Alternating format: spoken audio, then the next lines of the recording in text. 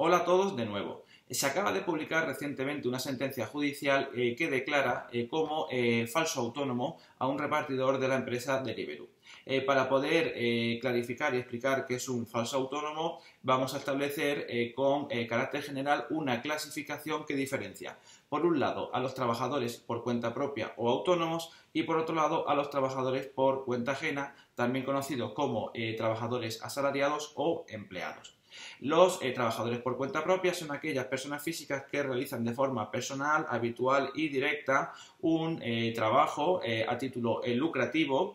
por cuenta propia y fuera del ámbito de organización o de dirección de otra persona, independientemente de que estos autónomos puedan tener trabajadores por cuenta ajena ellos mismos. Por otro lado estarían los trabajadores por cuenta ajena, que son aquellas personas físicas que realizan de forma personal y voluntaria una actividad retribuida por cuenta ajena y dentro del ámbito de dirección y de organización de otra persona a la que denominamos empleador. Por lo tanto, para distinguir a un trabajador por cuenta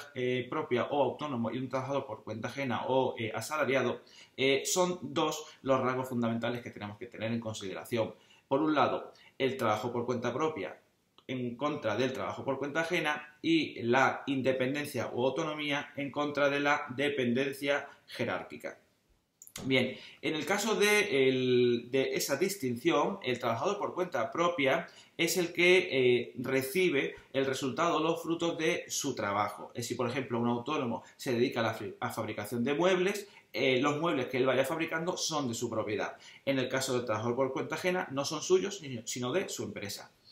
Por otro lado, el autónomo es el que asume los riesgos tanto de pérdidas como de ganancias de su trabajo. Si las cosas van bien, él es el que recibe las ganancias y si las cosas van mal, es el que asume las pérdidas.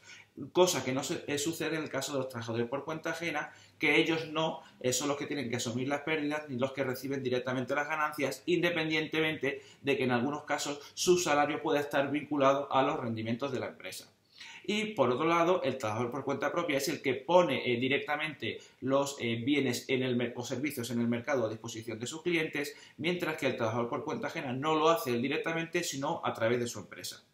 Por otro lado, el trabajador por cuenta propia es autónomo, es independiente, o como se podría decir, es su propio jefe, de tal forma que no recibe instrucciones u órdenes jerárquicas de otra persona, independientemente de que a través de un contrato mercantil se relacione con otras empresas o autónomos y pueda recibir instrucciones, pero nunca desde un punto de vista jerárquico.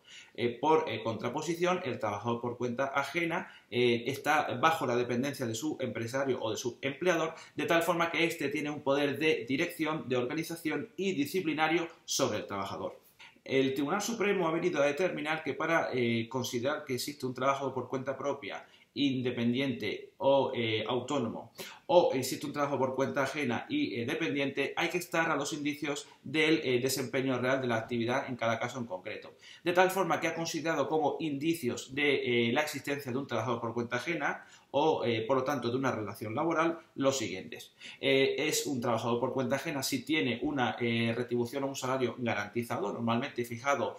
por unidad de tiempo, por el tiempo que el trabajador preste servicios, normalmente de carácter fijo y que se recibe de forma periódica, normalmente mensual. También existe esa presunción cuando el que fija el precio de los bienes o de los servicios es el empresario o el autónomo y no el trabajador, o cuando el que determina o elige la clientela es el propio empresario y no el trabajador.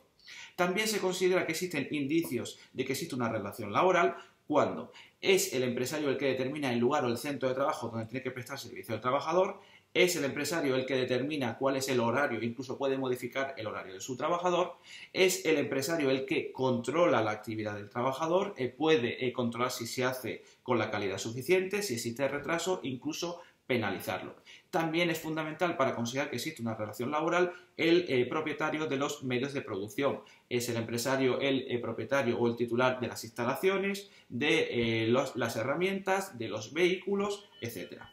De esta forma, el Tribunal Supremo ha aplicado una presunción de laboralidad que existe en la normativa que dice que toda aquella persona que presta un servicio por cuenta ajena y bajo la dependencia de un empresario o empleador es un trabajador por cuenta ajena y por lo tanto hay que darlo de alta en la Seguridad Social y formalizar un contrato de trabajo.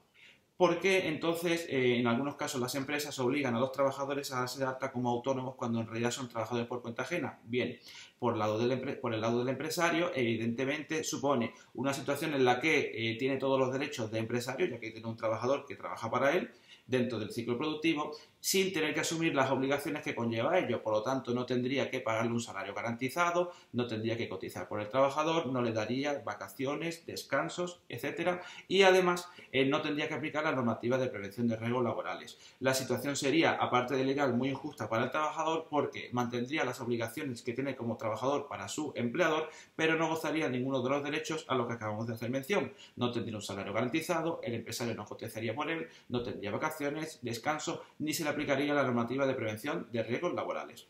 Por lo tanto, estaría prohibido que la empresa obligue a un trabajador a darse de alta como autónomo cuando en realidad existe una relación laboral o un trabajo por cuenta ajena, en cuyo caso tendría que darlo de alta, formalizar un contrato de trabajo, concederle todos los derechos que vienen en la legislación laboral y cotizar a la seguridad social por su trabajador.